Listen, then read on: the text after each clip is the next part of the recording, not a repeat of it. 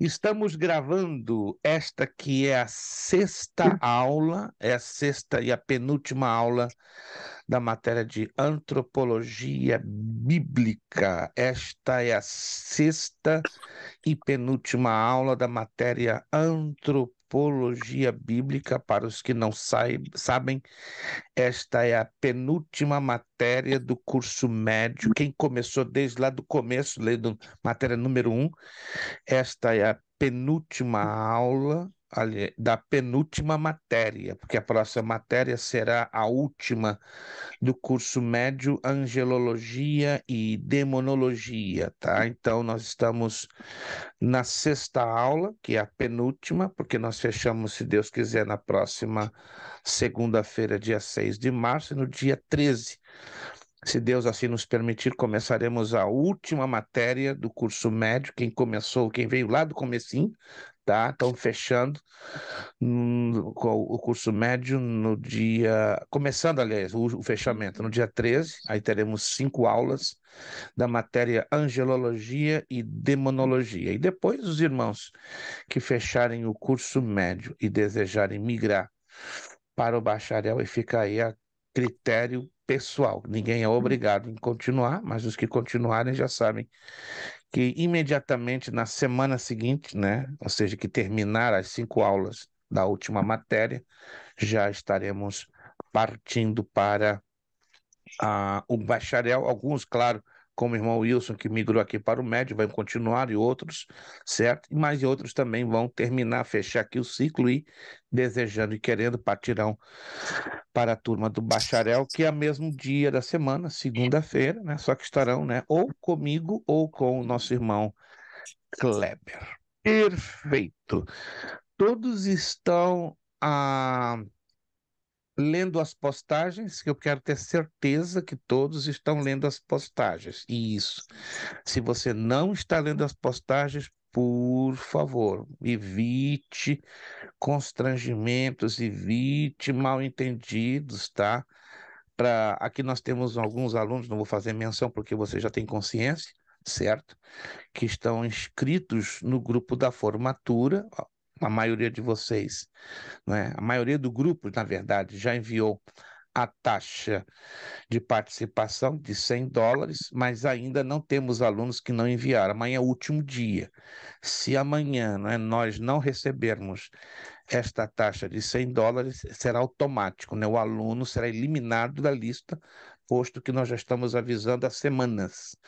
E a comissão da formatura, que é um grupo de 4 irmãs, já precisa ter disponível estes valores para começarem a agir, né? Porque, queira ou não, a formatura é no dia 18 de março próximo. Então, elas precisam dos valores já em mãos para começarem a agir. Então, amanhã não vai ter jeito. É o último dia. Se você ainda não enviou a sua taxa de participação da formatura, lamentamos, né? Porque à meia-noite de amanhã para quarta-feira, o seu nome vai desaparecer da lista e nós vamos entender perfeitamente que você desistiu de participar. Outros sim, também os alunos que ainda estão devendo a mensalidade do mês de fevereiro, aí já é diferente. Se não puderem pagar amanhã, já sabe que no dia 1º de março já pagarão com os US$ 10 de multa. Então, estamos dando esses avisos para realçar aquilo que nós estamos constantemente fazendo nas postagens, para depois, pastor, não sabia, não me avisaram. Claro, não sabia porque não leu. Esse é o problema. É a única forma de comunicação que temos, né? Fluida entre nós e o aluno, é o aluno estar lendo as postagens, porque fica complicado a gente falar ao telefone com mais de 50 alunos, dando um alô para isso e um alô para aquilo. Quantos estão me entendendo, gente? Quantos estão me entendendo? Isso. Eu agradeço demais a cooperação de vocês, na medida do possível, em estar lendo as postagens, porque isso nos ajuda Demais, mas demais mesmo, e evita mal-entendidos, né? A coisa que eu fico muito triste é quando há um mal-entendido de algo que a gente está falando constantemente, e o aluno está nem aí lendo as postagens, aí, agora que eu vi, depois de 3 semanas. Tem aluno que só lê a cada 3 semanas. Falei, fala sério comigo. Como é que vai ficar o nosso relacionamento? Que distância vai ficar? É claro, vai abrir margem para uma enorme dificuldade de comunicação. Mas amém, agradeço a vocês que estão aí se empenhando, se esforçando, em estarem sempre ligados, lendo as postagens e também mantendo esta comunicação para que não haja nenhuma situação de constrangimentos ou mal-entendidos. Página de número 22, por favor. Uso intercambiável dos termos alma e espírito. Página de número 22. Teremos ainda mais uma aula de antropologia bíblica, né? Como já fizemos a postagem no dia de ontem, de hoje.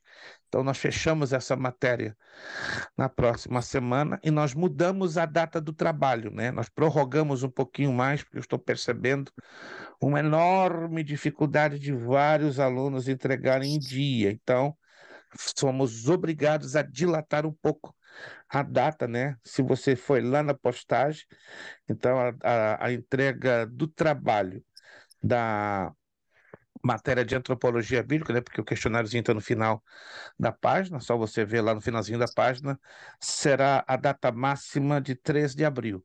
Quem quiser entregar antes, ou puder entregar antes, amém. Mas 3 de abril vai ser a data máxima, não podemos mais trabalhar com uma segunda data, porque isso atrasa demais. Aí o aluno cobra de nós posicionamento, atualização de notas, e ficamos de mãos e pés amarrados, porque o aluno não está, de uma certa forma, também. Temos os nossos problemas? Temos. Vocês também têm problemas? Claro, reconheço. Então vamos procurar trabalharmos da melhor maneira possível, eu do meu lado, vocês do lado de vocês, e trabalhar com a questão das datas, e aí as coisas se encaixam da melhor maneira. Irmã Lúcia chegou, irmã Lúcia Miklos não aparece, tem um negócio estranho, né? Mas amém, né? Irmã Lúcia está ali apagando, não digo a urna, né? Mas está ali, né? Batendo no ponto, graças a Deus. Página 23.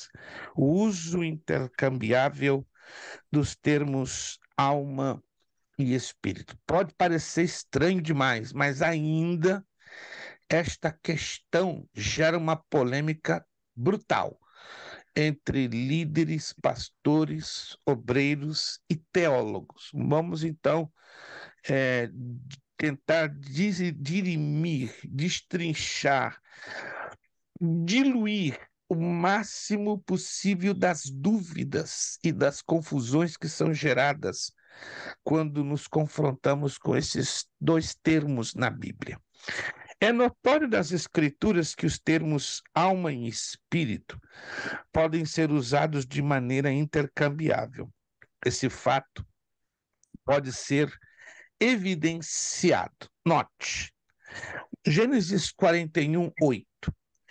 De manhã, achando-se ele de espírito perturbado.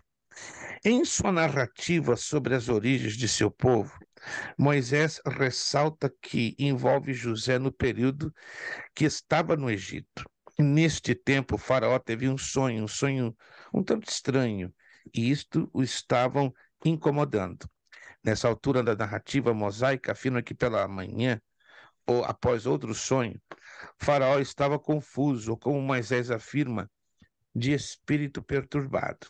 Entretanto, em um dos salmos dos filhos de Coré, podemos encontrar um sentimento distinto, mas aplicada à alma do indivíduo. Observe.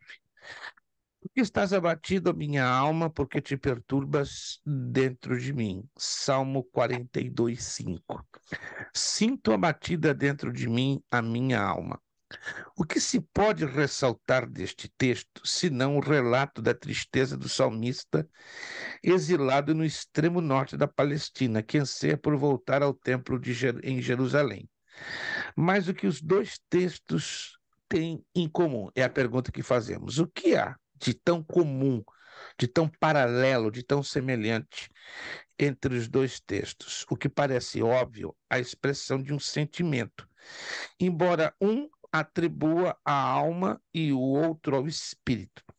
Seria isto uma prova de que alguns sentimentos reportam-se à alma e outros ao espírito? Não. Significa que os termos alma e espírito são utilizados de maneira intercambiável para expressar o mesmo fato. Vamos observar outros versículos, mas eu deixo bem claro que este intercâmbio de expressões, de palavras, é devido a questões de tradução. Nas traduções em língua portuguesa, é muitíssimo normal vermos ou lermos ou detectarmos estas alternâncias, coisa que não vemos com muita frequência nas traduções em inglês, nas traduções em espanhol e nas traduções em francês. Não estou afirmando que em alguma tradução no espanhol, no francês, você não vai encontrar esta alternância. Vai, mas não com a frequência tão acentuada como encontramos nas traduções em língua portuguesa. No inglês, são poucas as traduções que fazem essa alternância entre soul e spirit. Soul e spirit, porque a palavra alma é uma coisa, né? No hebraico, e espírito é outra coisa. Só para vocês terem uma ideia, a palavra alma no hebraico é nefesh, e a palavra espírito é ruach, ruach. Por isso, em hebraico, Espírito Santo, Ruach HaKodesh, o Espírito Santo. Já alma é nefesh. Já no grego, né, a palavra alma, ela é psique, psique, de psique, psíquico, ok? E a palavra espírito é pneuma. Então, quando lemos nos originais, vemos a clara distinção entre alma e espírito. Mas, repito uma vez, por questões de tradução, e isso acontece muito com as traduções em português, nós vamos ver então esta alternância. Como, por exemplo, o Salmo, aliás, do Evangelho de João, capítulo 12, verso 27. Está angustiada a minha alma, que direi eu? João 13, 21. Capítulo seguinte. Ditas estas coisas, angustiou-se Jesus em espírito e afirmou. O correto pelo original seria angustiou-se na alma e não no espírito, porque a angústia, anote isso, a angústia não se dá no espírito. Lembre-se, do contrário, a Bíblia cai em contradição. Como assim cai em contradição? Porque o espírito é o fôlego de vida. A alma é a parte imaterial do ser humano que está em contato com os 5 sentidos humanos. Alguém pode me lembrar quais seriam ou quais são esses 5 sentidos humanos? Já falamos sobre Olfato, isso. audição, Paladar, tato. paladar, tato. Alguém está tateando e não está chegando em nenhum lugar, não. Vamos lá. Alguém está assim, está tateando no escuro e não está chegando em nenhum lugar. Vamos colocar em ordem os 5 sentidos humanos. Vamos lá. Visão, Visão, olfato, audição, olfato. tato, paladar. Maravilha.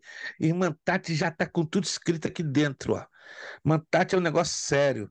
Ela é quietinha do planeta, mas quando ela desemboca a falar, a revelar, vai lá do baú do espírito. Isso é bom demais, né? Porque ela tem os segredinhos, né? Ela tem os cartuchos.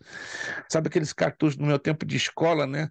Tinha um grupo de alunos que sempre tinha, né, numa bolsinha, né, que era já aquela bolsinha que guardava caneta e lápis, uns cartuchinhos.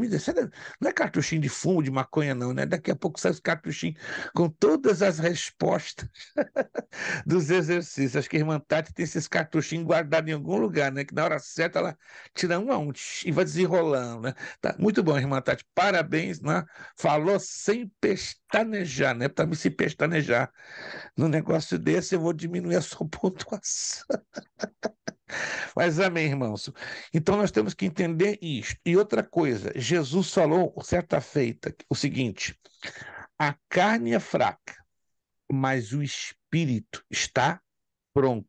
Ou seja, o espírito, a nossa parte que tem aquele contato com Deus, com o Espírito Santo, ele está sempre pronto. Oi, Ele está Guga, tudo sempre bom? está sempre disposto.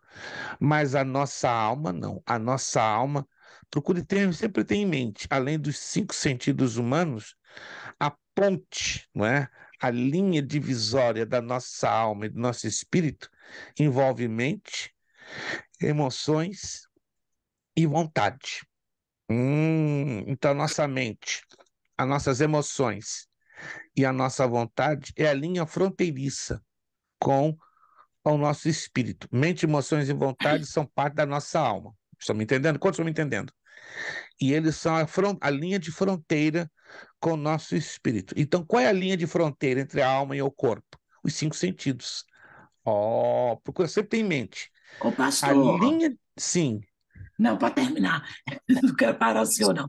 O senhor falou aí um versículo interessante, que a carne é fraca, mas o espírito, como é que é o versículo aí que o senhor disse agora? a carne é fraca, mas o espírito está pronto. Pois é. Então, se eles dizem que o espírito é a alma, então, por que é que a Bíblia diz que nós temos que desenvolver os frutos do espírito em nós, que está falando da alma, dos sentidos, Do contrário, teria que ser fruto da alma. né? Veja que a Bíblia trabalha com princípios um tanto inquestionáveis. Não tem como questionar. Mas tem aí um grupo de dicotomistas que estão discutindo pesado a questão da alma e do espírito. Mas há certas abordagens bíblicas que os dicotomistas caem em uma aberrante contradição. Não faz absolutamente nenhum sentido. Quando estão entendendo essa abordagem, né, que nossa irmã Lúcia está fazendo, e temos que analisar a coerência bíblica, né? Se a Bíblia, ela sem nenhum questionamento, sem nenhuma margem de dúvidas, coloca bem claro qual é o posicionamento do espírito e o posicionamento da alma, e essa insistência da dicotomia. Há várias razões, né, que hoje nós vamos, inclusive, vamos falar um pouquinho, né, porque os dicotômicos insistem em ser dicotômicos, né? E porque os tricotomistas insistem em ser tricotomistas. A resposta mais lógica que nós vamos chegar é que as evidências bíblicas para a tricotomia são muito mais numerosas e muito mais evidentes e muito mais abundantes do que as evidências que possam favorecer a dicotomia. Vamos lá. A palavra grega referente ao sentimento expresso pelo vocábulo angústia é harassó. Harassó, ou seja, tarassó, desculpe. Tarassó seria TA, né, a maneira como se translitera, T-A-R-A-S-S-O-U, tarassu, tarassu, que denota basicamente inquietação, angústia. Tá aí a forma como se escreve no grego, mas eu estou dando a vocês como se pronuncia, tarassu. Este vocábulo grego é encontrado nas 2 sentenças, mas ora atribuído à alma, ora atribuído ao espírito. Ou seja, Jesus tem dificuldade de reconhecer a que aspecto da sua constituição reportam-se as emoções, ou os termos alma e espírito são utilizados de maneira intercambiável, né? Essa abordagem que eu faço aqui se trata de uma observação hipotética e não de uma afirmação. Então, qual é a afirmação? Que vamos chegar à conclusão que a tradução em língua portuguesa faz o intercâmbio das expressões alma e espírito, como querendo dizer praticamente a mesma coisa. Não que alma e espírito sejam a mesma coisa, é uma questão de intercâmbio, alternância de frases. Para mais exemplos nesta área, temos aqui, Mateus 20, 28, conforme também Mateus 27, 50, Hebreus 12, 23, Apocalipse 6, 9. Aí diante de você, estão vendo aí, quem está vendo esse gráfico grande? A natureza tríplice do homem. Quantos estão visualizando este gráfico? Alguém está visualizando? Um aluno de uma outra turma, né, que já estudou essa matéria conosco, no que ele olhou isso aqui, Pastor, o senhor está fazendo propaganda da loja Target? Não, não tem nada a ver, porque parece que não lembra o símbolo, né, daquela loja chamada Target, mas não é nenhuma propaganda. Lembra também aquele jogo, né, de tiro ao alvo, mas não é. Então, esse gráfico é para exemplificar de uma maneira bem prática como se dividem o espírito, a alma e o corpo. Vamos de fora para dentro, que fica um pouquinho melhor nós visualizarmos, não é, a tríplice natureza do homem. Primeiro, já estudamos em aulas passadas, Mão José agora ficou top. Quando ele virou, pensei que queria ficar na horizontal, mas voltou de novo na vertical. Ei, irmão José, acho que o seu telefone ou o seu iPad não está lhe ajudando, mas quando o irmão fica na horizontal, fica maravilhoso, fica mais bonito que uma encomenda, mas tá bom. Fica com essa imagem parcializada da sua digníssima pessoa. Vamos lá. Os textos bíblicos que já estudamos de 1 de Tessalonicenses e de Hebreus já nos deixam bem claros, não é? Que o mesmo Deus o santifica em tudo, espírito, alma e corpo. Ou seja, a santificação ela é de dentro para fora. Mas vamos visualizar a tricotomia do homem de fora para dentro. Corpo. A palavra grega para corpo está aí, ó. Soma. Não é como se escreve no grego. É como se translitera ou como se pronuncia. Porque é escrita, como já mostramos lá em cima, né? No parágrafo anterior, com a palavra angústia, é bem diferente da língua portuguesa, né? E quem passar para o bacharel vai estar tendo duas matérias de grande impacto, né? Introdução ao grego bíblico, né? E grego 1. Grego 1. Essa matéria vai dar uma noção de como você escreve, pronuncia e até mesmo possa ler alguns textos do Novo Testamento no original do grego koine. Koine. Então aí, corpo. Aí a forma como se translitera, soma, isso no grego. Depois, alma. Antes que eu me esqueça, se você olhar lá no cantinho, na linha, vocês estão vendo que são 3 círculos. Quem está vendo? Que são 3 círculos interpostos. Acompanha lá, no círculo da alma. Aliás, do corpo, desculpe, do corpo. Está lá em cima, corpo. Aí você desce, indo para a sua esquerda, você vai ver o quê? Carnal. Quem está enxergando? No mesmo círculo, só que você dirige se olhando para a sua esquerda, como descendo. Carnal. Aí mostra 1 de Coríntios 3, 1 a 3. Todos estão vendo? É só pegar o círculo do corpo e aí você desce, e bate lá embaixo. Carnal. Dentro do mesmo círculo, você vai encontrar o que? Os 5 sentidos. Visão, entrada por meio de ver. Segue essa ordem comigo, por favor. Olfato, entrada por meio do cheirar.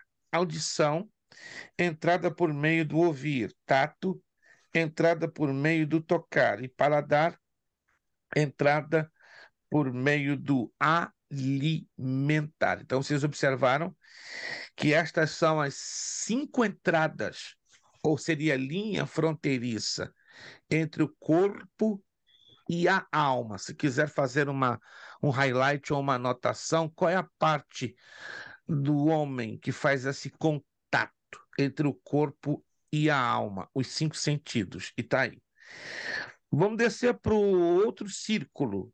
Alma. Estão vendo lá? Alma. Aí está embaixo, entre parênteses, psique. Se pronuncia psique ou psique. Psique ou psique. Aí agora acompanha, por favor. Vai descendo para o lado esquerdo. Vai descendo e você vai encontrar a palavrinha natural. Encontraram? Está lá no cantinho esquerdo. Pega o círculo da alma. Aí você faz assim, ó. Vai descendo no sentido anti-horário para a esquerda. Aí você vai se deparar com natural. Viram? Ou não? Dentro desse círculo está escrito, é o círculo escuro. Estão vendo o círculo escuro? Está escrito do lado esquerdo, lá embaixo, separação do, e aí vai para o lado direito, corpo e alma. Então aí que o corpo e a alma se separam. E aí vamos ver como é que se dá essa linha fronteiriça da separação do corpo e da alma, né? Não apenas, né? É como fossem dois corredores. O primeiro corredor pelos cinco sentidos e o segundo corredor, que é o mais tangível na questão da imaterialidade. Na questão da materialidade, ou seja, do que é tangível, tocável, físico, são os cinco sentidos. Estão me acompanhando? Então, os cinco sentidos é a porta mais materializada entre o corpo e a alma. Aí temos uma segunda porta ou um segundo corredor, que seria, biblicamente, a divisão da alma do corpo e da alma, que é a parte imaterial. Me acompanha lá. Aí você vai ver imaginações, mente. Estão percebendo que está quase na mesma linha? Se você traçar uma linha reta para baixo, vai dar onde? Na visão, entrada por meio do verde. Estão podendo acompanhar? É bem interessante, né? Como fossem dois corredores. Entra-se por um corredor e cai em outro corredor, quase que paralelo. Aí vai. Sentimentos, emoção. Claro que esses sentimentos, emoção não tem conexão com o olfato, mas está mais ou menos na distância. Interessante isso aqui. Depois, o mais chamativo de tudo isso aqui que estamos vendo. Estão vendo aqui? A memória. Ela é uma linha bem interessante que ela vai até onde? No nosso espírito. Opa, então vamos lá. Tudo o que nós memorizamos, isso aqui é fantástico, gente. Isso foi Deus que colocou no ser humano. Ele bate direitinho aonde? Na nossa consciência. E a nossa consciência é o campo do nosso espírito, aonde reside o Espírito Santo. Por isso que quando nós estudamos e lemos a palavra de Deus, além de entrar pela nossa mente, a mente envia toda esta informação para a nossa memória, que tem contato direto com o nosso espírito e com o Espírito Santo. Uau! Essa é a necessidade que temos de ler e estudar a palavra de Deus. Porque a palavra de Deus, ela é viva e eficaz. E no momento que eu alimento a minha mente da palavra de Deus, a minha mente vai filtrar e canalizar o conteúdo das palavras de poder para onde? Para a minha memória. E a minha memória vai jogar lá dentro do meu espírito. E aí fortalece a minha comunhão com o Espírito de Deus. E isso é maravilhoso. Os psicólogos, os psiquiatras, os psicanalistas quebram a cabeça, porque um psicólogo, um psiquiatra, um psicanalista, ele cuida até um certo nível da alma, mas até mesmo dentro da própria alma ele não chega, mas a palavra de Deus chega em toda a totalidade da nossa alma e do nosso espírito, porque é a palavra de Deus. É a única palavra que tem esse poder de nos cortar por dentro e por fora. Um psicólogo, repito, um psicanalista, um psiquiatra, ele não tem meios espirituais para atingir a totalidade do nosso ser humano, que é complexa, é maravilhosa, mas ela é totalmente governada pelo próprio Deus. É como Deus criasse um mini cosmos, um mini universo dentro de nós, onde o Espírito Santo, através do nosso espírito, fosse o Sol. Lembram-se disso? Que o Sol é uma estrela de terceira grandeza e ao redor do Sol orbitam 9 planetas, incluindo nós, os habitantes da Terra. É como dentro de nós tivesse um sistema solar em miniatura, cujo Sol é o nosso espírito. E estando o Espírito de Deus vivendo e habitando dentro do nosso espírito, então tudo na nossa vida, como cristãos, tendo o sol da justiça plantado no nosso espírito, tudo orbita em torno do Senhor Jesus Cristo. Meu Deus, que isso, pastor? Isso é lindo demais. Se pudéssemos, a maioria de nós cristãos, entendermos isso de uma maneira definitiva e contundente, muitos dos problemas espirituais sofridos por tantos e tantos nas igrejas poderiam ser facilmente resolvidos e solucionados. Não são, porque há um desconhecimento quase que completo e total desta matéria chamada antropologia bíblica, não é? Para nós conhecermos um pouquinho de Deus, temos que primeiro conhecermos um pouquinho de nós mesmos. Conhecendo um pouquinho de nós mesmos, vamos então entender: opa, sou um camarada difícil, não dou fácil acesso às pessoas, que dirá ao Espírito de Deus, sou às vezes teimoso, testarudo, obstinado, orgulhoso, teimoso. Olha, e como é difícil nós seres humanos reconhecermos estas falências humanas que todos nós temos, não é? Todos nós temos, uns mais, outros menos, mas o que lindo é quando chegamos à conclusão: Senhor, eu não sou nada, eu não posso nada, eu não faço nada, se não for a tua misericórdia e a ação do teu poder na minha vida. Como é que eu quero que o poder de Deus haja na minha vida? Só tem uma forma: estando ligado com a sua palavra, porque a sua palavra nos gera fé para mantermos comunhão com Ele, para orarmos a Ele e para termos experiências com a pessoa do nosso Deus, pelo seu Santo Espírito. Estamos entendendo essa abordagem? Sim. Isso aí é lindo demais, é profundo demais, mas parte de nós procurarmos discernir um pouquinho de quem nós somos. Aí nós vamos olhando pelo círculo da alma: justificações, vontade. E aí termina com os arrependimentos. Cai lá na área da consciência. Quando eu me arrependo de algo, é uma reação notória da nossa consciência. Digamos, esse é um exemplo. Irmã Ruth comprou um carro Rolls Royce de 800 mil dólares. Tá lá, irmã Quem dera. Ruth, com o Rolls Royce dela lá no garajão da casa dela em Marlboro. Aí ela chegou à conclusão que ela deu uma mancada. Por quê? Porque a prestação do carro é de 3.200 dólares. Ih, papai do céu, eu não posso pagar. A irmã Ruth corre, dá um grito para a filha dela, para o filho dela, para quem ela pudesse pedir socorro: vou trocar o meu carro, porque me dei conta que eu não tenho como pagar uma prestação de 3.000 dólares.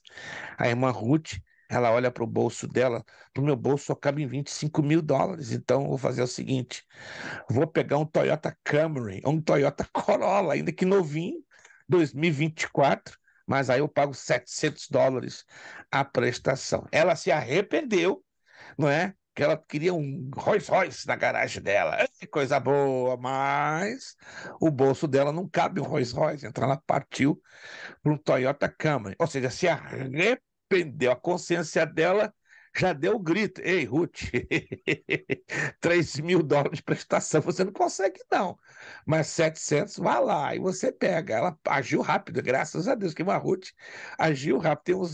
Tem uns lerdos que deixa passar um mês, 2 meses, estoura o crédito, dá um problema, vem até a justiça, leva o carro e aí dá uma vergonha só. Estou me referindo a isso, que o nosso arrependimento se dá na área da consciência. Alguém já teve essa experiência? A sua consciência dá um gritão: ei, o que você está fazendo? Que mancada é essa? Que Eu nem burrada é passo lá, essa? pastor. Minha consciência já fala, nem passa lá.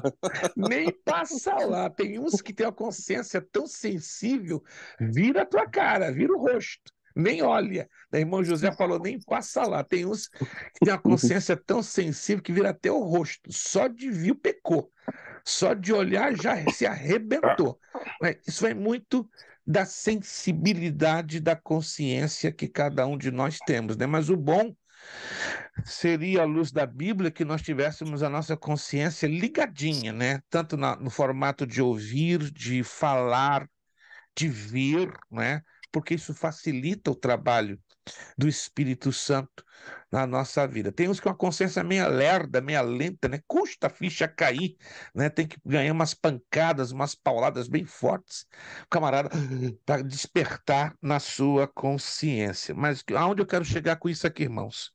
Nós somos esta complexidade maravilhosa. Tá vendo lá? Espírito, lá dentro, ó, espírito. É o último círculo, é o círculo mais interior. A palavra grega é pneuma. Aí diz lá em 1 de Coríntios 2,13, né? O nosso ser espiritual está ali dentro, a nossa imortalidade está aí dentro, o Espírito Santo reside aí dentro. E dentro do nosso espírito estão o quê? O discernimento, o sentimento de esperança, de adoração, de oração e de fé. Ô, Quando eu pastor, alimento, fale comigo. eu tenho uma, assim, eu tô aqui, o senhor está falando, e eu tô, né, assim, Está borbulhando alguma coisa na tá sua mente. Solta. borbulhando. Eu queria saber o que que a dicotomia, ela, qual é o conceito dela, porque quando Deus disse para Adão que não, que o dia que ele comesse do fruto da árvore lá, ele morreria, né? Hum. Então, quer dizer, ele comeu, mas ele continuou vivo. Eu quero saber a dicotomia, quem é que morreu para eles? Vamos lá agora, agora. Ah, Tá? exatamente agora. Eles. Prepara aí, gente. Eu já postei no grupo. Se alguém não detectou no grupo os slides, faça minha gentileza de me avisar que eu posto no seu privado. Mas eu já postei lá no grupo os slides de antropologia. Se alguém, por alguma razão, não está detectando, né, no grupo, me deixe saber. Pastor, tá postado, mas eu não estou enxergando. Então, posta no meu privado e eu vou ter o prazer de postar no seu privado. Vamos então à resposta da pergunta que nos faz a nossa irmã Lúcia. Vamos lá. Vamos para a natureza do homem. Natureza do homem, as teorias explicativas. Tricotomia, dicotomia, monismo. São três. Oh. Até então pensávamos que eram duas. Quantos estão enxergando, Tom? Quantos estão enxergando aqui isso?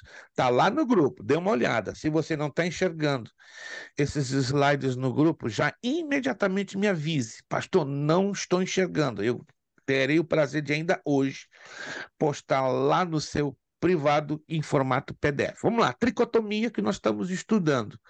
Concepção de que o homem é constituído de três partes: corpo, alma e espírito. A dicotomia, como já sabemos, é a ideia de que o homem é composto de duas partes, corpo e alma ou corpo e espírito. Aí tem o monismo, que não falamos ainda. É a concepção de que o homem é composto de um único elemento e de que o seu corpo é a própria pessoa. Uau! Vamos lá, vamos destrinçar isso aqui. Dicotomia como ser sim, tríplice. Vamos entender aqui os argumentos a favor e os argumentos contra. A favor, Gênesis 2,7 não declara de maneira absoluta que Deus fez um ser duplo. O texto hebraico está no plural.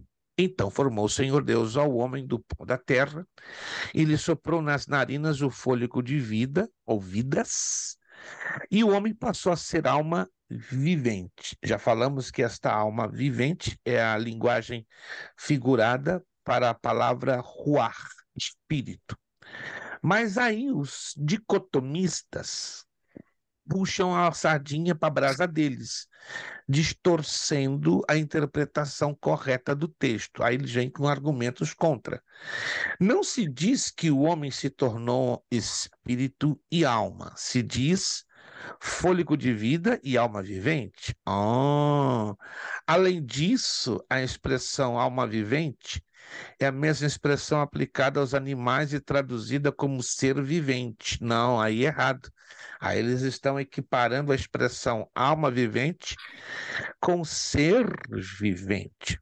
Posto que dentro do contexto bíblico, a palavra alma também significa ser, pessoa, indivíduo, mas nesse caso os dicotomistas, eles misturam, não interpretando o contexto, eles somente fazem a interpretação isolada da palavra ou da expressão em si e não consideram nem os originais no hebraico e muito menos o contexto apresentado. Vamos lá.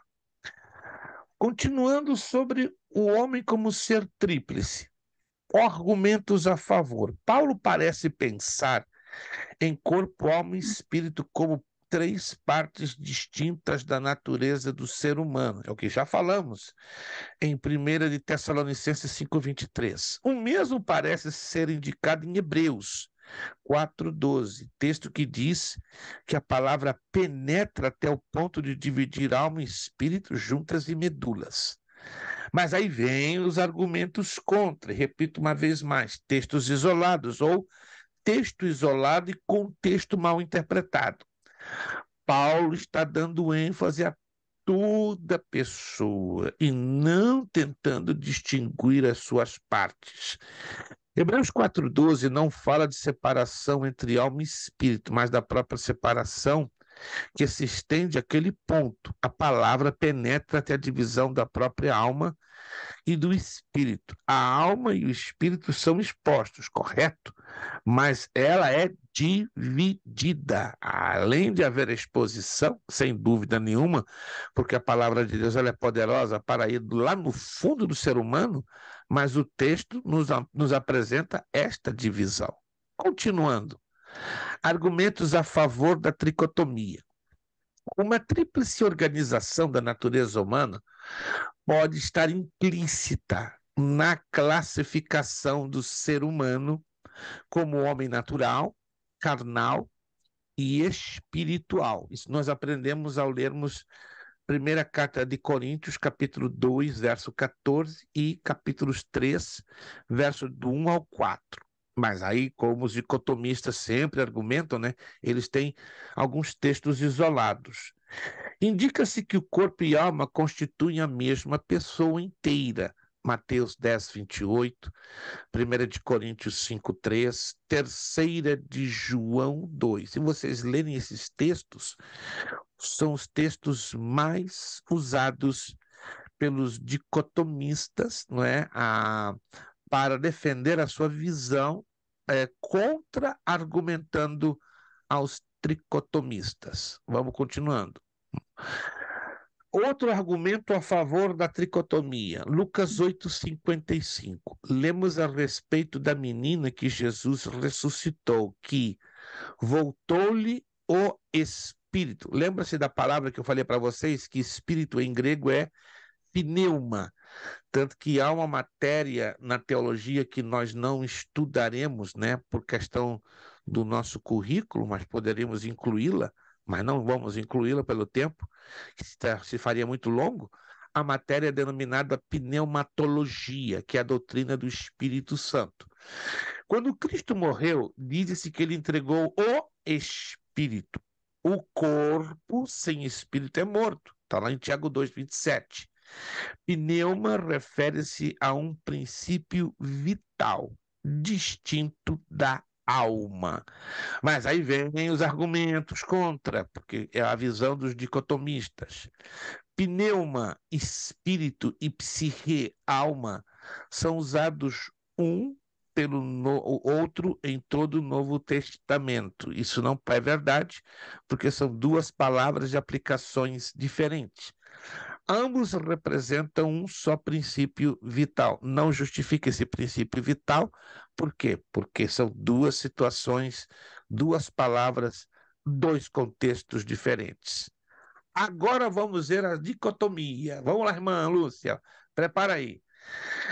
Quais são os argumentos aos dicotômicos, né? O que os dicotomistas argumentam, falam em sua defesa? Deus assoprou no homem apenas um princípio, uma alma vivente. Aí temos um problema, né? De Gênesis 2:7, já falamos, né? Que a palavra hebraica aí é ruach, espírito. Mas a tradução Almeida trouxe uma alma vivente. Aí quais são os argumentos contra a dicotomia? O texto hebraico está no plural. Então, formou o Senhor Deus ao homem do pó da terra e lhe soprou nas narinas o fôlego de vida. No plural, engraçado, né? Está vidas. E o homem passou a ser alma vivente. Em outras palavras, espírito. Vamos lá. Outro argumento a favor da dicotomia: a parte material do ser humano, a alma, é vista como uma vida individual e consciente, capaz de possuir e animar um organismo físico, o corpo. Olha a maneira como eles distorcem a visão da palavra alma. Porque a palavra alma também, no contexto do hebraico e do grego, é vista como indivíduos, mas eles aqui estão distorcendo. Mas quais são os argumentos contra o homem como ser duplo? Paulo declara que o homem tem um espírito como uma alma, que estão alojados em um corpo físico. E isso já temos aprendido na primeira carta aos Tessalonicenses, capítulo 5, verso 23. Argumentos a favor da dicotomia. Outro argumento que os dicotomistas pegam pesado e aí que o negócio fica feio. Os termos alma e espírito parecem ser usados indiferentemente em algumas passagens. É aquilo que eu já disse a vocês. Aí é o problema da tradução. Gênesis 41:8, Salmo 42:6, Mateus 20:28 e 27:50, João 12:27, João 13:21, Hebreus 12:23 e Apocalipse 6:9. É o problema da tradução de Almeida. Mas os argumentos contra a dicotomia. Hebreus 4:12 fala da separação entre a alma e o espírito. Se eles fossem o mesmo, olha só que lindo isso aqui, não poderiam ser divididos. Uau! Vamos lá. Outro argumento que os dicotomistas usam: espírito, bem como alma, atribuído à criação irracional. Isso é absurdo. Eclesiastes 3:21, Apocalipse 16:3, eles distorcem terrivelmente usando esses textos de forma isolada. Mas qual é o argumento contra a dicotomia?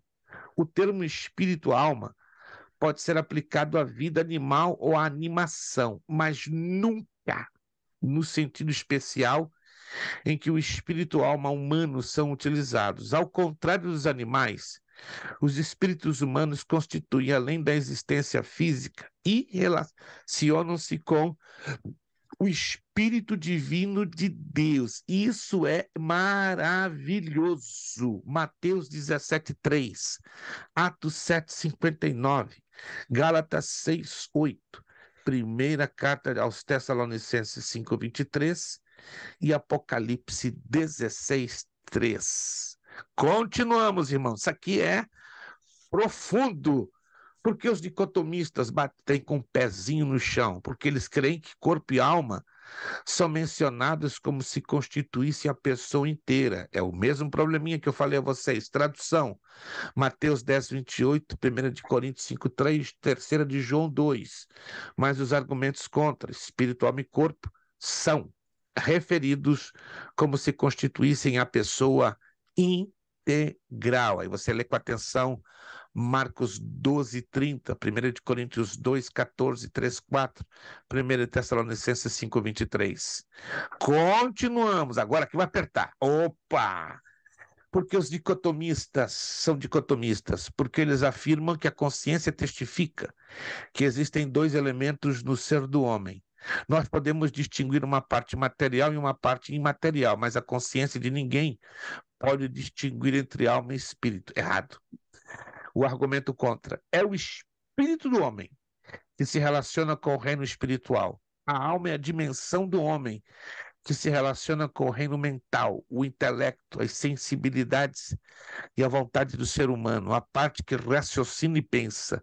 O corpo é a parte do ser humano que tem contato ou relação com o reino físico.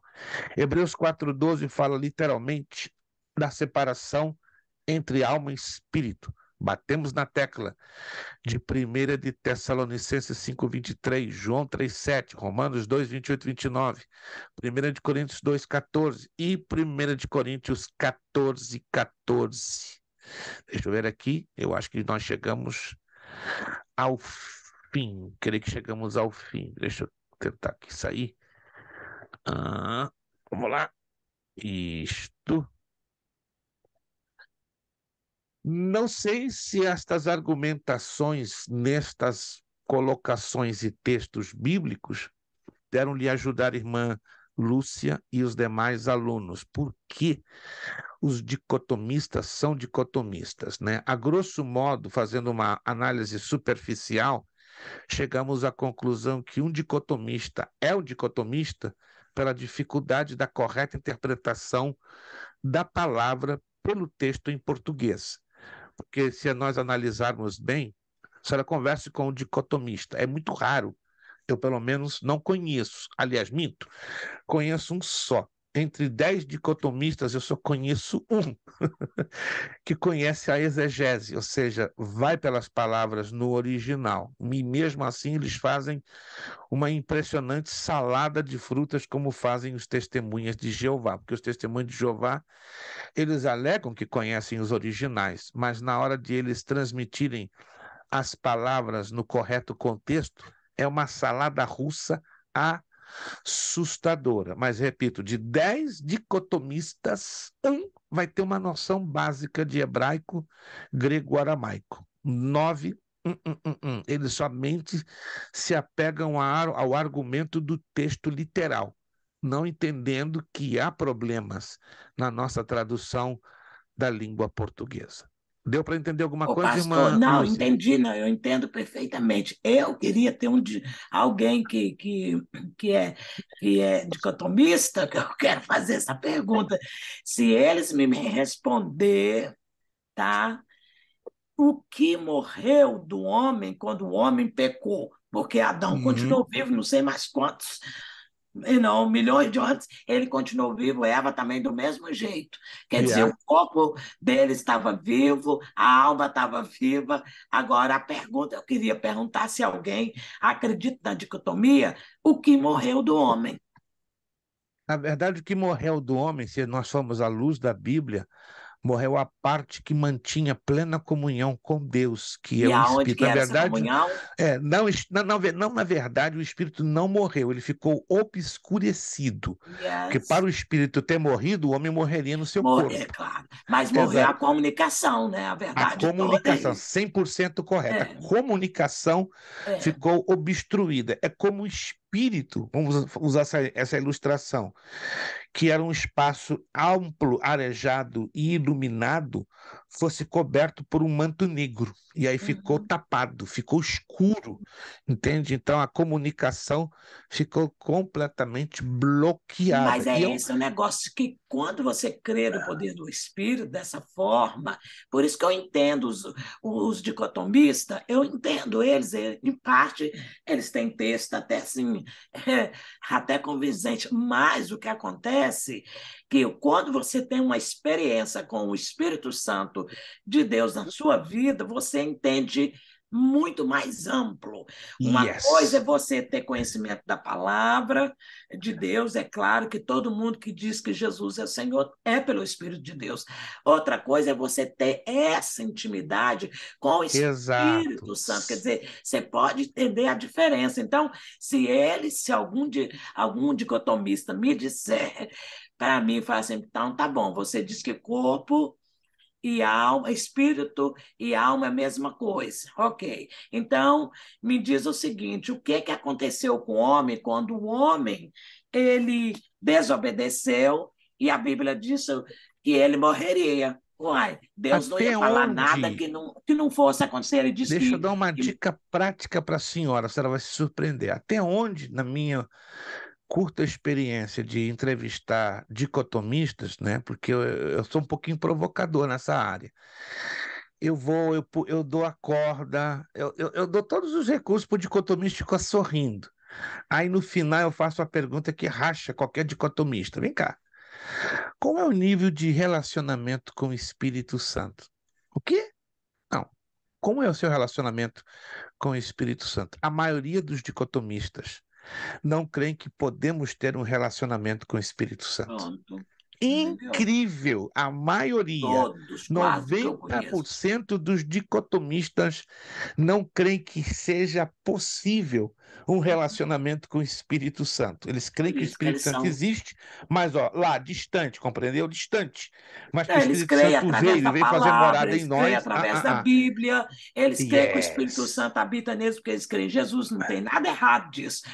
Oh, Porém, todo mundo, principalmente um crente que é pentecostal e que tem oh, experiência com Deus, ele oh. sabe muito bem quando algo te fala na alma, quando ele fala no espírito e quando é algo da carne. Quer dizer, Yes. você, aos poucos que vai caminhando com Cristo e vai tendo intimidade com Deus, o Espírito Santo de Deus te dá esse discernimento de Aí está, escutar aí a voz está. do Espírito e aonde é que ele está falando na sua E vida. é. Exato. Quando, por exemplo, Deus dá uma, só para sermos mais práticos, quando Deus dá uma revelação, ele Uhum, manifesta o dom espiritual, palavra de ciência ou palavra de conhecimento. Aonde exatamente esse dom se manifesta dentro de nós? uhum. Na alma ou no espírito? No Resposta: Espírito. no espírito. É. Não é na alma. Se Ele for vai na alma, lá na parte íntima do nosso é. ser. Aí o espírito transmite ou retransmite a informação para nossa alma, ou seja, para nossa mente, para o nosso intelecto. E numa velocidade altamente incrível, o nosso intelecto processa a mensagem de Deus. Ô, Oh! pastor, Mas é tudo lançado no espírito. por que que o senhor acha que existe tanta falta de interpretação, de profecias falsas? As pessoas acham que Deus falou com ele, mas ele não falou, aquilo ali é algo Não. do sentimento da alma. Não tem nada a ver com o Exato. espírito. Então, a Exato. gente vê aí assim, porque a fulana sonhou, teve, foi, não sei aonde, tarará. Então, quer dizer, existe, claro que eu creio que Deus fala, que Deus revela, que Deus rebata. Eu creio no poder do Espírito e creio nos Sim, dons espirituais. sem Porém, dúvida. existe uma confusão muito grande. E quando se fala de dons espirituais, que algumas pessoas estão tendo aí profecia, dizendo que Deus falou, epa, ele até ele escutou falar nas emoções dele, mas não no Exatamente. espírito, porque quando Deus fala no Exato. espírito, eu creio que todo crente tem essa experiência. Sem Todos nós já dúvida, vimos sem algumas dúvida. coisinhas que às vezes não foi Deus que falou, As você profecias sentiu, falsas é você resultado sentiu, de revelagem. É sim, tipo Kodak, vai lá, sim, pum, na alma, é, e não é no você, espírito. você sentiu, mas não foi algo que Deus revelou no seu espírito. Então, muitas Olha só, pessoas.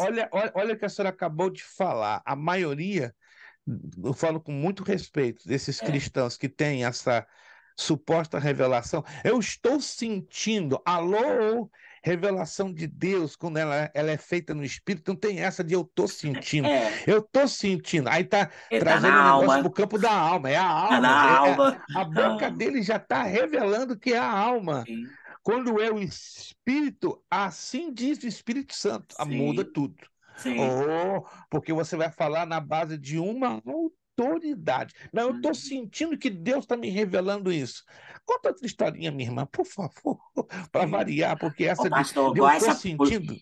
essa política aí, você ouviu tanto de profecia, de revelação, que viu, que fez, que ia acontecer, que ia ganhar, que Deus mostrou, e que era tanta coisa que eu falei, o sangue de Jesus tem poder. Quer dizer, aquele ali foi o âmbito da alma. Né? Porque, tipo Ó, assim, você está orando por alguma coisa, você quer alguma coisa, você anseia alguma coisa, você tem que ter cuidado. Quando você dobra o joelho, você tem que entender se realmente o que falou com você é o que está dentro de você, que você anseia, que você deseja, que você crê. Né? Você crê que pode acontecer. Outra sem coisa é dúvida, sem dúvida. É quando o Espírito de Deus fala, é tremendo, é uma coisa e não tem dúvida, né, pastor? E não Não causa tem, confusão, não não tem causa confusão. confusão. Gente, é coisa muito constrangedora quando você Ah, recebe, pastor, me outra coisa, permita. Deus falou, mas a irmã não coisou, Deus mudou. Gente, mas peraí, será que Deus é onipresente, onipotente, Não, não, não, onisciente? Ele não tem conhece o essa. meu amanhã e vai mudar de palavra só por minha causa. Ele não sabe quem sou eu. Come on. Não tem essa, não tem essa. Ó, um rapidíssimo testemunho, não testemunho. Eu estava noivo. Fui a um trabalho de oração numa igreja na zona norte do Rio de Janeiro chamado Marechal Hermes. Nesse dia, na prece, esqueci de colocar a minha aliança de noivo. Esqueci, foi uma coisa assim, que nunca me aconteceu naquela manhã. Depois eu fui entender que foi até de Deus eu ter esquecido aquela bendita aliança. Chega lá, mais de 1.500 pessoas, um trabalho de oração, não vou dizer quem, muito famoso no Rio de Janeiro, famosíssimo. Eu fui lá, papapá, lindo, maravilhoso. Deus estava se movendo, sem dúvida, não tinha nada de meninice, até que uma determinada irmã, no meio da multidão, começa a trazer mensagens e visões. Eu tô quieto, aí, Jesus. Estava tão bom, tão lindo, tão maravilhoso, tão cheio da graça, tá uma coisa assim, madura, algo com raízes. Daqui a pouco, tá minha atual esposa, a noiva à minha direita, quietinha, numa boa. Eu estava acompanhado de dois casais. E à esquerda estava uma senhora de mais ou menos na época, talvez era 10 anos mais velha do que eu, 10 ou 15 anos. Daqui a pouco vem a serva do Senhor, assim, atrevidamente, coloca a mão no meu peito, assim diz o Senhor. Esta que está aí à sua esquerda, eu olhei para a esquerda, estava lá aquela senhora, é a minha eleita para ti. Sangue de Breve Jesus. levantarás uma aliança nos dedos dela, Ai, e ai, é ai. com ela que tu te unirás segundo a minha vontade. Caso não o faças à tua direita, há uma sepultura aberta, para que nela caias. Aí Maria Luísa ficou louquinha. Ah, então eu sou sepultura agora? E ela apontou assim para o meu lado direito, eu tava, minha futura a minha atual esposa.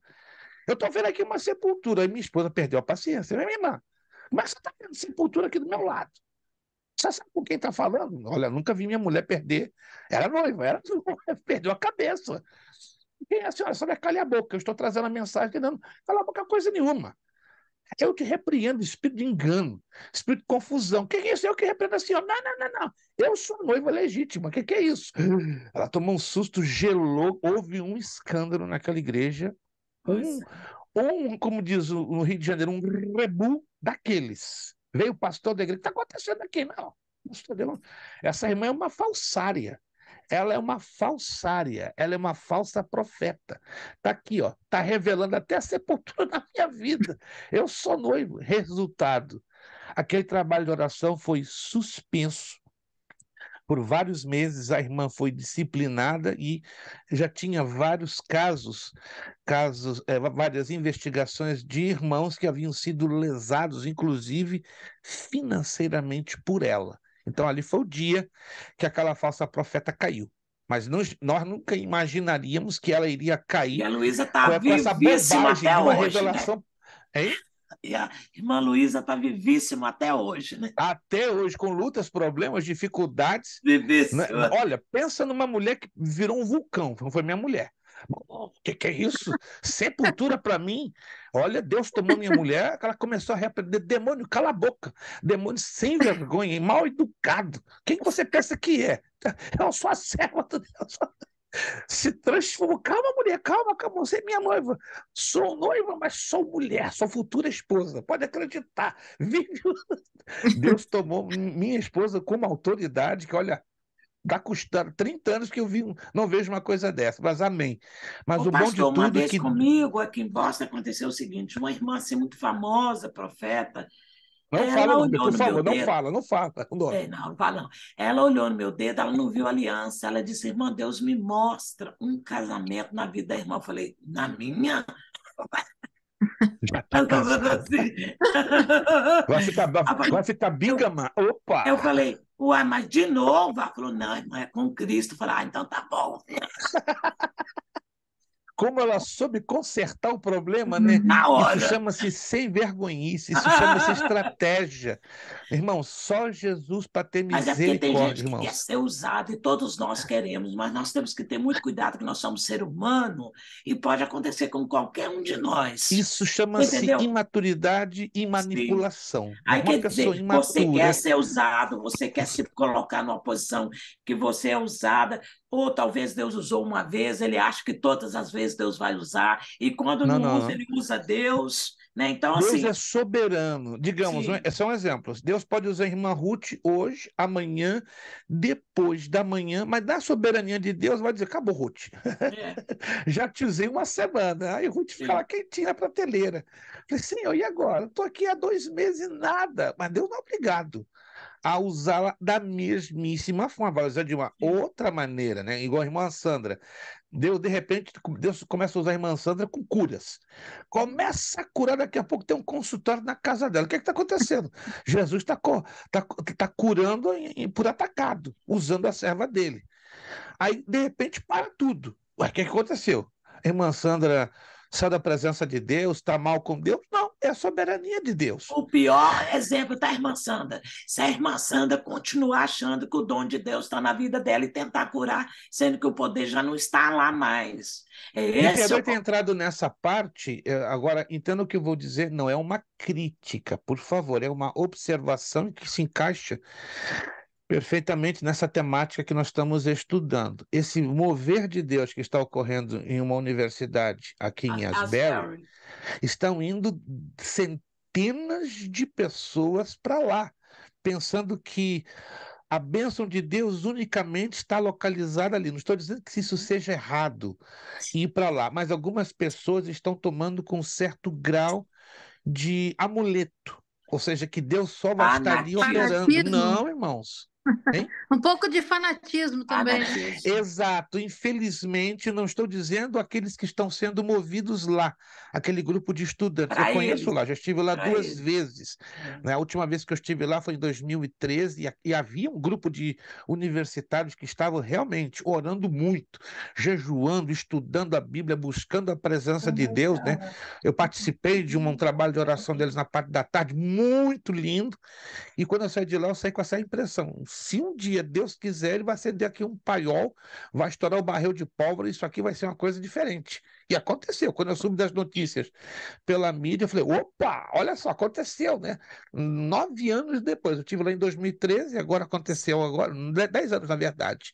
Mas o que acontece? As pessoas não estão tendo suficiente discernimento, que o que está acontecendo lá é uma demonstração de algo que foi semeado. O que foi semeado? Muita oração, muita consagração, muita separação, muito clamor. Irmãos, a Bíblia diz, né, que o que semeamos se colhe. Então, aquele grupo de estudantes semeou. E o que está acontecendo ali é uma colheita espiritual, entende? Então, isso as pessoas, a maioria dos crentes não está percebendo isso. Que o mesmo Deus que fez lá pode fazer aí na sua casa, na sua igreja, tudo vai depender da semeadura. Isso está difícil, não entra na cabeça de 90% dos cristãos. Semeadura. Gente, semeadura é um negócio que funciona. Quem crê em semeadura? Quem crê em semeadura? Claro. Funciona, gente, funciona. E por que os crentes hoje estão batendo na tecla? Vão para Asbury, que está tendo um avivamento. Não, aquilo ali não é avivamento, aquilo ali é resultado de semeadura. E no tempo que Deus achou por bem, bom, ele detonou. E dá Não é para o que quem ele diz. quer. Exato. Não é A o que hora que diz a ele quer, do Bíblia? jeito que ele Eu quer. plantei, ó o que a Bíblia diz. Eu plantei, Apolo regou. Apolo. Mas é Deus que deu crescimento. Então, Então, aqueles estudantes lá no passado, plantaram, regaram, chegou na hora, Deus deu crescimento. E Deus vai fazer isso com toda a igreja, com toda a família, com todo o lar, que entender à luz da Bíblia o processo da semeadura. É simples demais, mas é tão simples que a maioria das igrejas desprezam a simplicidade desse processo. Está lá em Gálatas. Olha que coisa interessante. Em todo o capítulo 6 está o processo em 4 etapas: da semeadura, do rego e a colheita. Está tudo lá. Eu já ministrei 2 estudos bíblicos e da minha cara. Não, pastor. É muito simples, é simples demais. Como é que é? Você está desprezando a simplicidade da semeadura? Não, não é possível. Se assim fosse, todas as igrejas hoje estariam explodindo no poder de Deus. Sabe por que é o problema? É que hoje as pessoas desprezam a simplicidade do evangelho. Tem coisas que são profundas, teologicamente profundas, mas tem coisas que são tão simples e tão práticas. E muitos de nós olhamos assim e desprezamos. Que Deus nos ajude a não desprezarmos, como diz o livro do profeta Joel, o dia das pequenas coisas. Que possamos considerar as coisas pequenininhas, altamente simples, porque ali dentro daquela simplicidade quase que infantil, tem um segredo maravilhoso para Deus detonar. Uma chuva de bênçãos, uma chuva de despertamento. Vai depender da nossa humildade e da nossa fome e sede em encontrar na simplicidade a solução que Deus tem para cada um de nós. Amém, irmãos? Sem querer, preguei. A intenção não era pregar, acabei pregando. Virando a página, porque já estamos chegando no finalzinho. Essa matéria, gente, essa matéria é tremenda. Aspectos imateriais do homem. Como tem sido demonstrado, o homem é um ser completo e unitário. Olha, completo, não falta nada. Unitário, ele faz parte de uma unidade. Embora bipartido, mas no sentido de corpo e a parte imaterial. Tricotômico nas suas divisões, mas bipartido entre corpo, ou seja, matéria e não matéria. Ou seja, em sua inteireza, preste atenção, para ninguém aqui dizer, Ih, caramba, o pastor Luiz Prestes caiu em contradição, ele é definitivamente um dicotomista. Não, eu não sou um dicotomista, porque eu sou o que a Bíblia me diz que eu tenho que ser, tricotomista, e não discuta esse assunto, tá? Nós somos constituídos de duas partes, a parte material e a parte imaterial, sabendo que a parte imaterial era dividida em duas outras. Estão me entendendo? Quem está me entendendo? Alma e espírito, e a parte material é corpo. Então não temos o que discutir isto.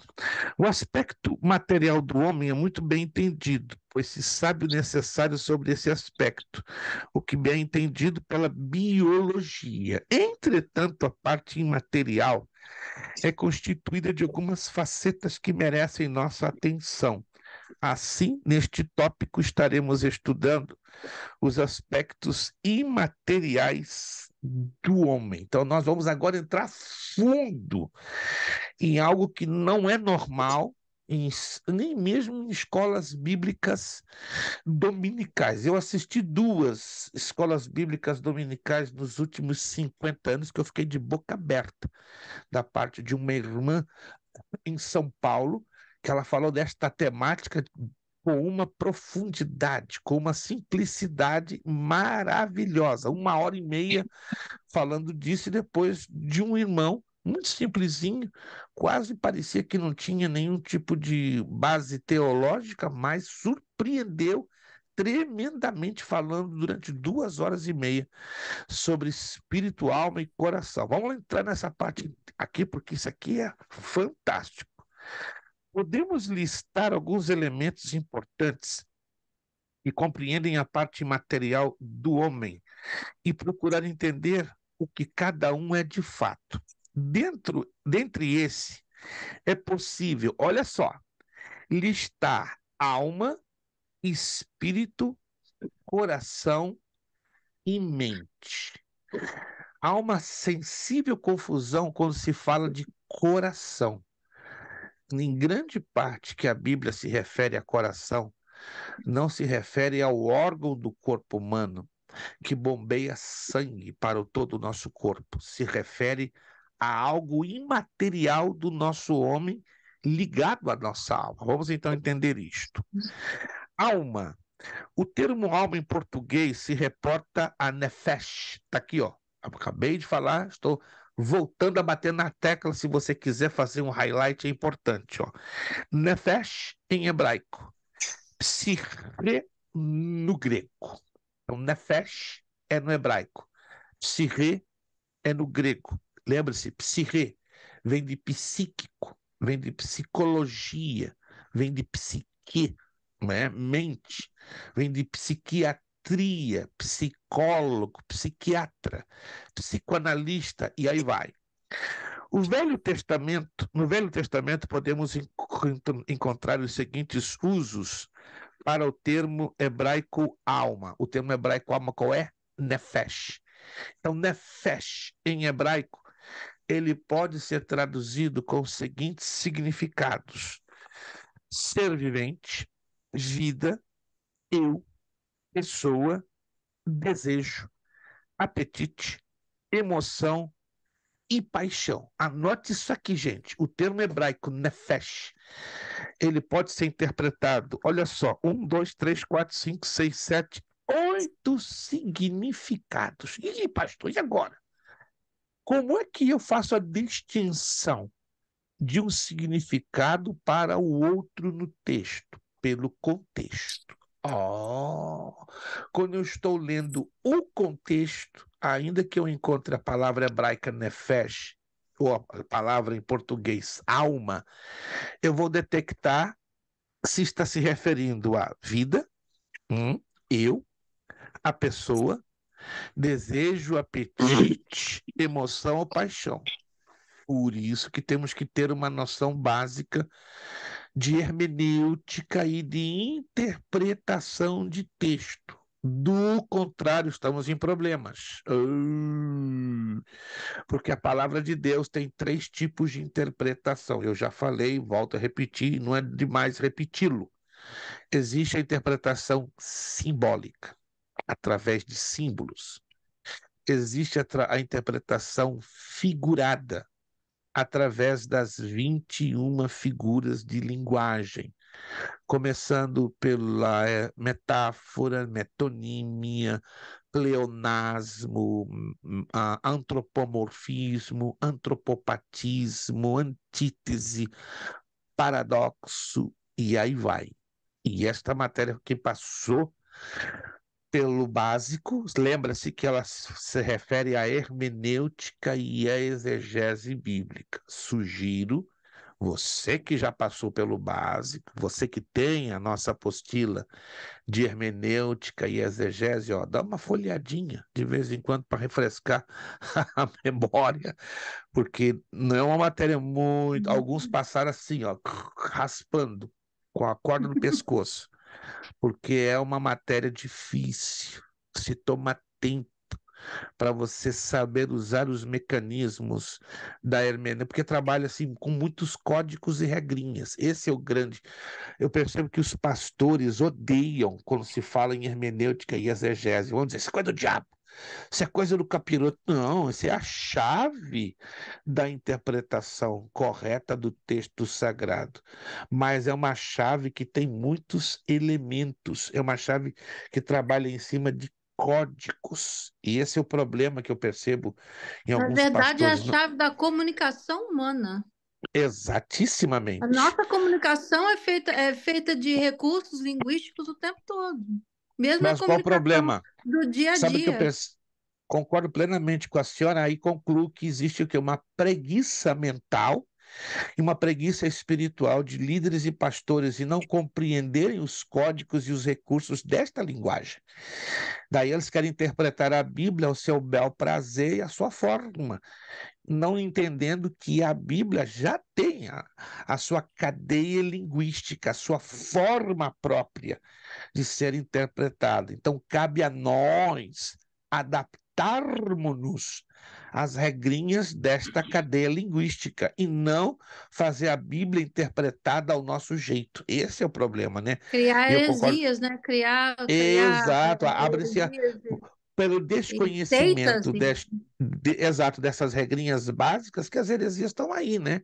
E infelizmente as maiores heresias, da onde elas nascem? Lá fora, no mundo? Não, nos púlpitos das É igrejas. As verdade. maiores heresias, para vocês saberem, que se você não sabe, né? Por exemplo, o Adventismo do sétimo dia, o Testemunho de Jeová e os Mórmons nasceram no púlpito de igrejas. Sim. Líderes, pastores que não entendiam ou desprezaram esse estudo básico da hermenêutica começaram a interpretar o texto bíblico à sua maneira, ao seu bel prazer.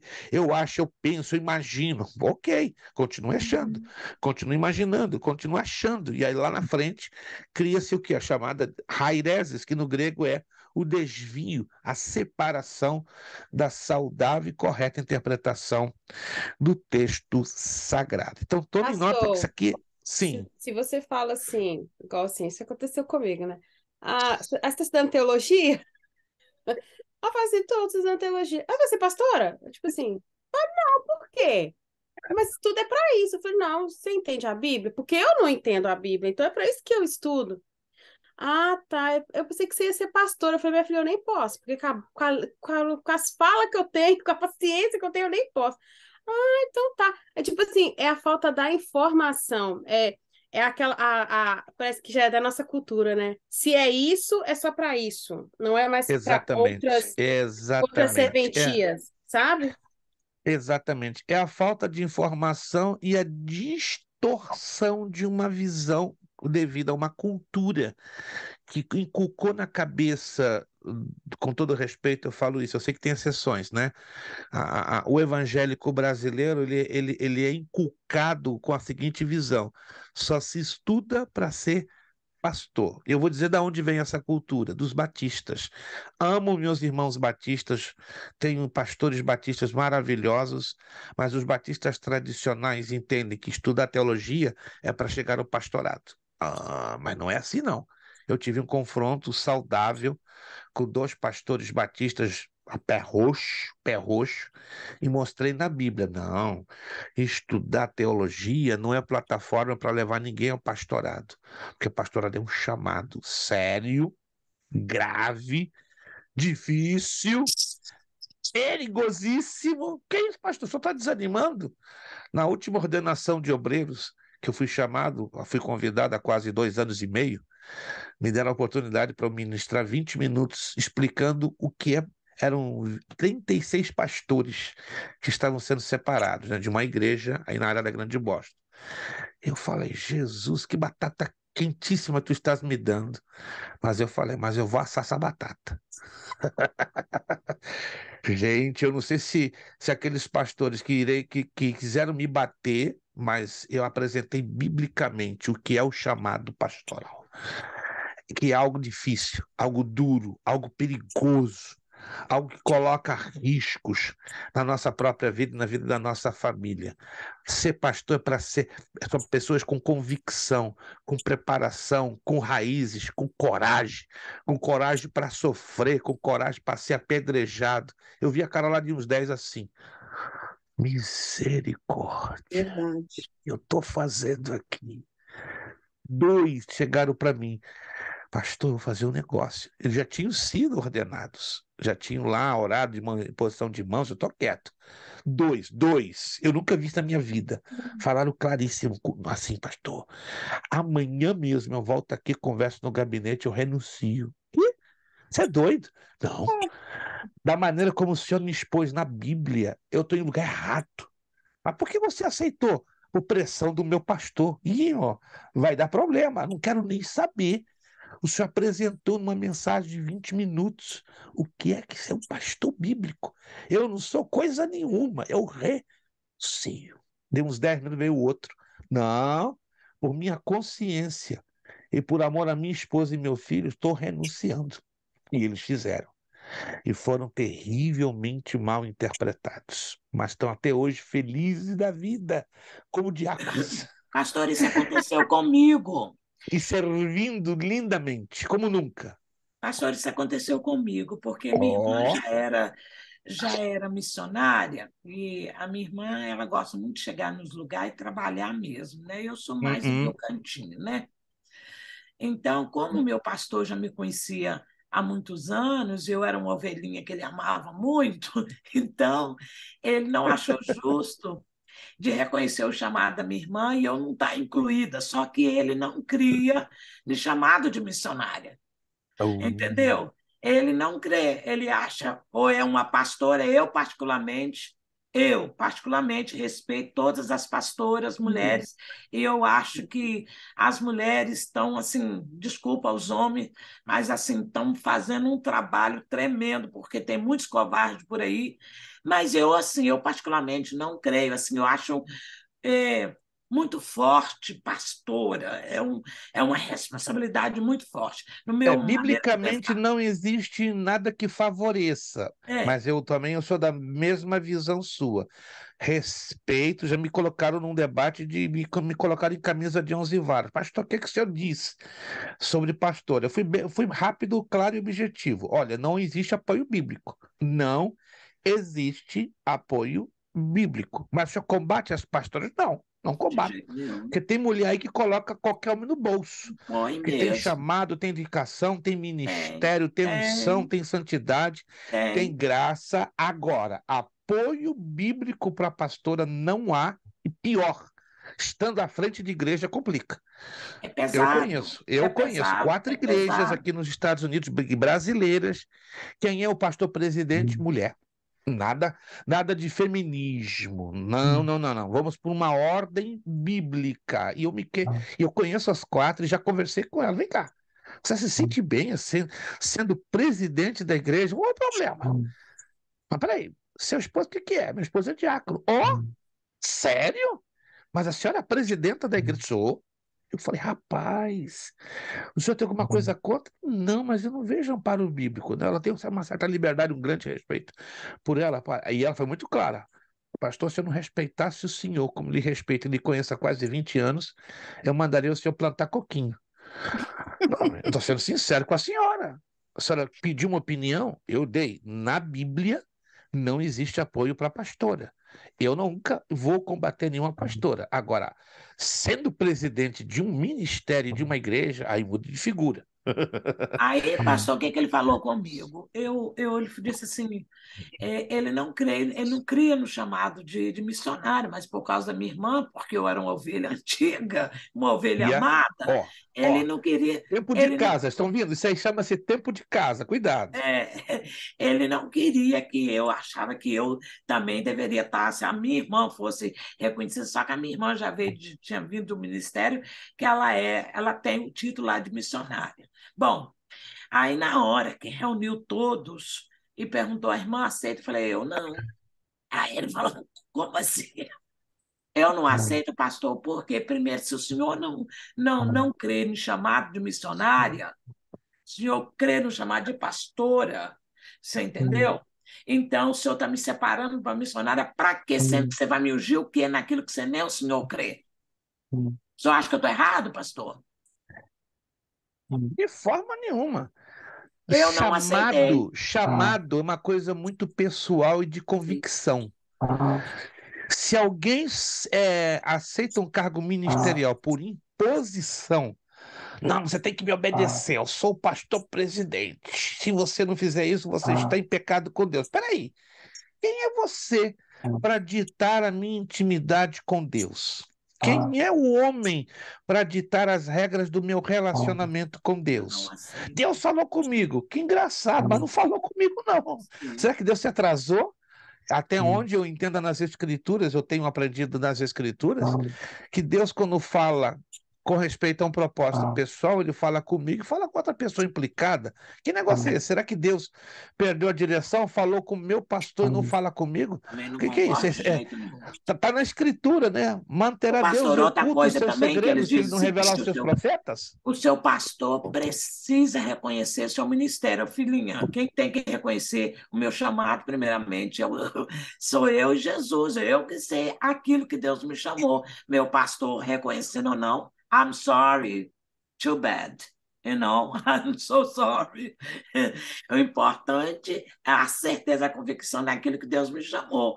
Aonde que o Senhor me colocar, eu tenho certeza que vai prosperar, vai Acreditando não, porque existem muitos opositores. Tem pessoas que perderam a visão e a sensibilidade de Deus, como Eli perdeu e muitos outros, você entendeu? Então, assim, se é um Sim. homem de Deus, um homem de visão, um homem espiritual, sim, eu vou olhar para o meu líder e vou dizer que ele realmente, reconhecendo meu chamado, glória a Deus. Mas se for um homem que perdeu a visão de Deus, I'm sorry, I don't care, entendeu? Eu não estou nem aí. Essa é uma questão complexa, né? Vai muito do campo, vamos dizer assim, de um discernimento. Nem todos têm suficiente discernimento para entenderem isso. Mas vamos continuar muito bem colocada essa abordagem, né? E é digna de nós olharmos lá na frente em uma matéria que vai envolver a questão de chamado ministerial. Vamos lá. Basicamente, a palavra nefesh ou psirê significa vida. O termo hebraico, que é o termo nefesh, pode tanto significar uma pessoa por inteiro, tanto viva quanto morta. Pode referir-se ao aspecto imaterial do homem como um todo em relação a emoções. E tem um importante enfoque na redenção. Espírito.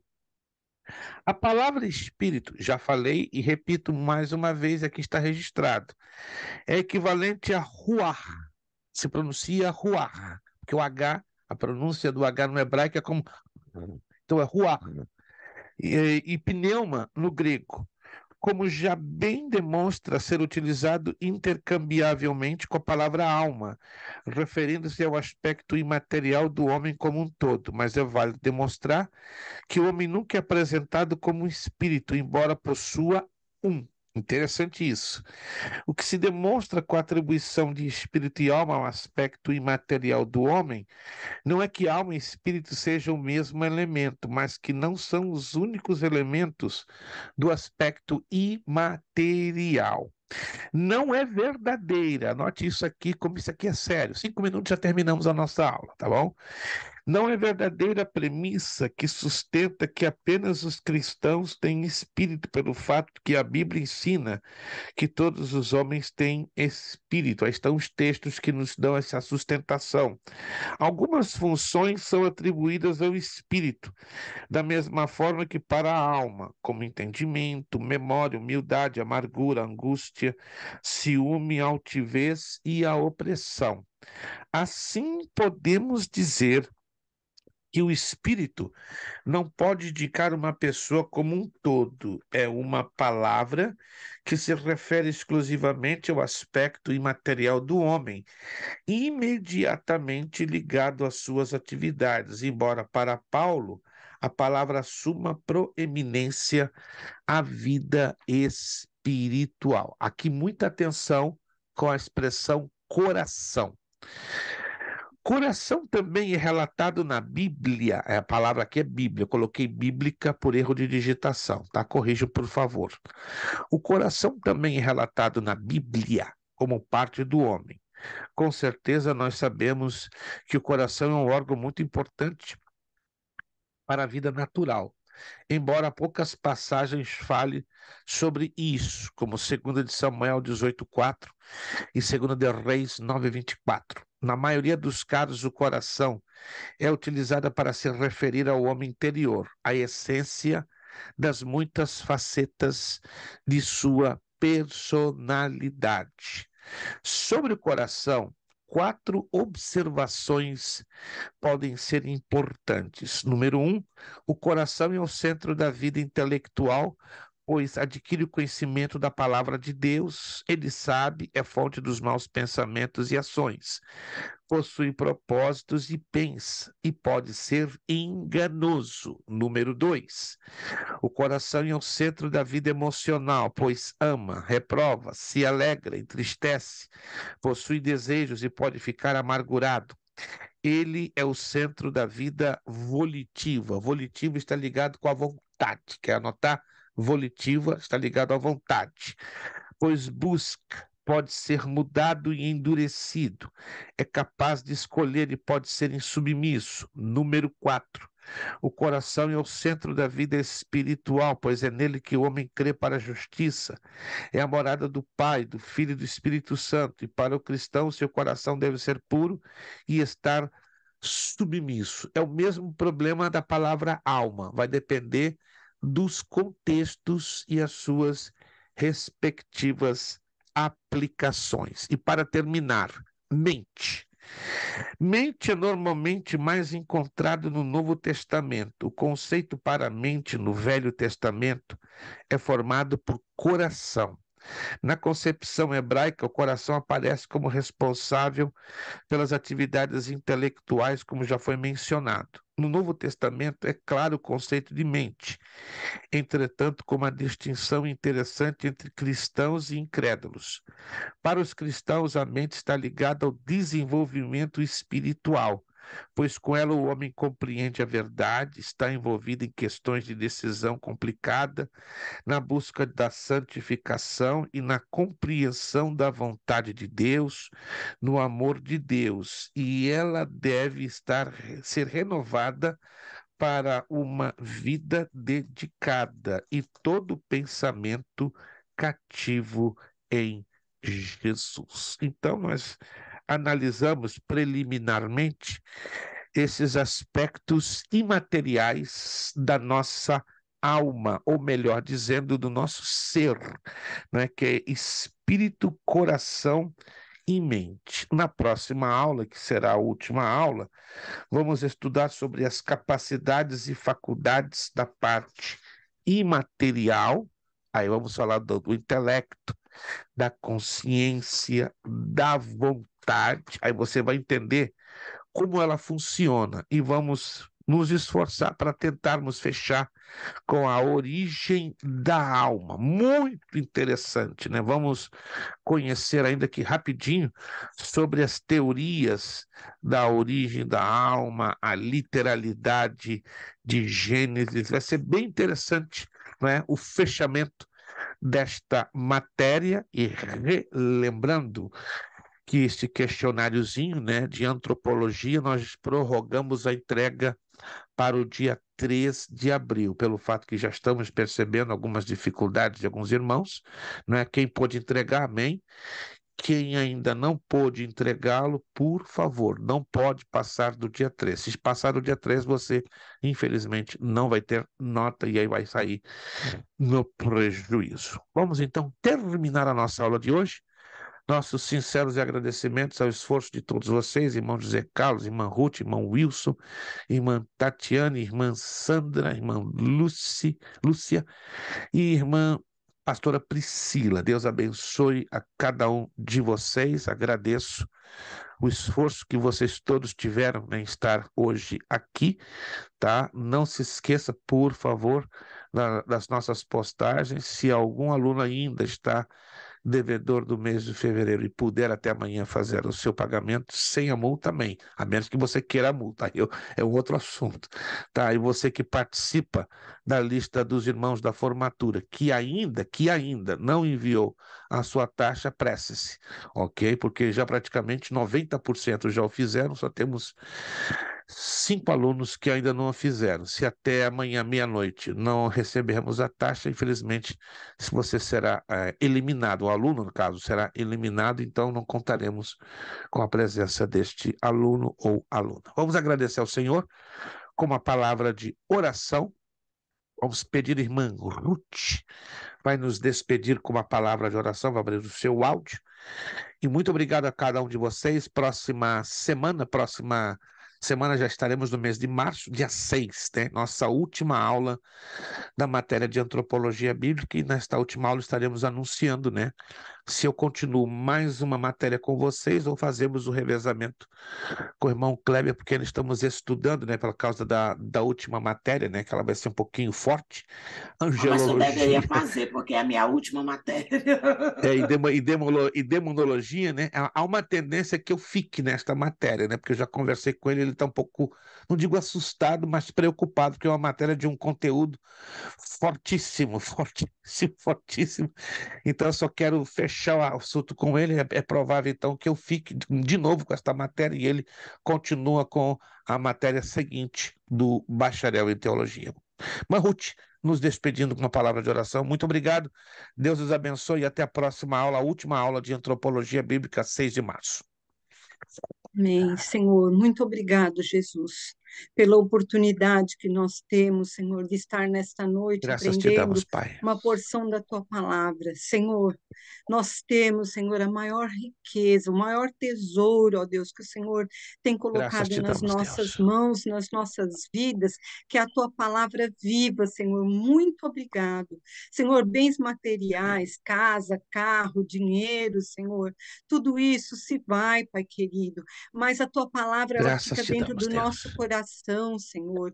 Para minha vida, eu sei para cada um dos irmãos que aqui estão e todos os Teus filhos que têm Obrigado, compreensão Deus. da Sua palavra, é a maior riqueza que nós temos, que nós Glória a possamos fazer Deus. bom uso da Sua palavra.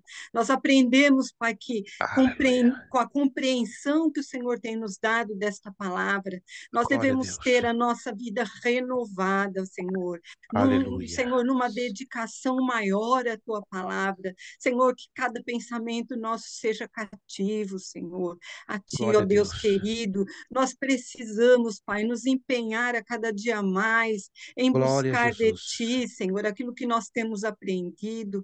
Eu sei que é tão difícil para mim, Senhor, e para tantos outros. Ó Deus, a compreensão de tudo isso, porque é muita coisa, Senhor. Mas o É Senhor tem verdade. tido misericórdia, Senhor, tem O nos Senhor é dado, bom. Senhor, percepção, entendimento, Senhor, O dessa Senhor é palavra bom. viva. Ah, O Senhor, Senhor é bom. continua a fazer uma obra tal para espanto de muitos, Senhor, porque nós não estamos aprendendo para ter, Senhor Jesus, ó Pai querido, rótulos, Senhor, nós estamos aprendendo para ter conhecimento Glória a profundo da Deus. Sua Glória a palavra, Deus. para entendermos o Deus que nós temos servido, para vivermos a Aleluia. Tua vida como Tu queres, no temor do Senhor. Abençoa as Glória a nossas Jesus. vidas, abençoa o pastor Luiz, Pai, que tem se empenhado a nos ensinar, Pai, com tanto amor e dedicação. Abençoa com ele a sua família, Aleluia. abençoa cada família, Senhor, de aluno, abençoa Glória a todas as Deus. turmas durante a semana, Pai. Dá entendimento a cada um de nós. Em Espírito nome de Santo, Jesus. alinha as nossas vidas à Tua vontade. Obrigado, Deus, por esta noite. Obrigado por tudo desde já, em nome de Jesus. Amém e amém. Amém, amém. Nosso lema para terminar, seriedade, Seriedade, Seriedade, compromisso, compromisso disciplina. e disciplina. Seriedade, Seriedade, compromisso, compromisso disciplina. e disciplina. Seriedade, Seriedade, compromisso, compromisso disciplina. e disciplina. É necessário que ele cresça É necessário que ele cresça e que eu e que eu diminua. diminua. É necessário que ele cresça É necessário que ele cresça e que eu e diminua. eu diminua. É necessário que ele cresça É necessário que ele cresça e que eu diminua. e eu diminua. E a Deus damos o quê? A A honra, a honra, a glória glória e e o o poder. poder Muito para obrigado, todos bom sempre. descanso, uma abençoada noite, uma vitoriosa semana. Próxima segunda, 6 de março, estamos aqui com a última aula de Antropologia Bíblica. Muito obrigado, de coração, Deus os abençoe rique e poderosamente, em o nome de Jesus. Muito obrigado. Amém. Deus abençoe a todos.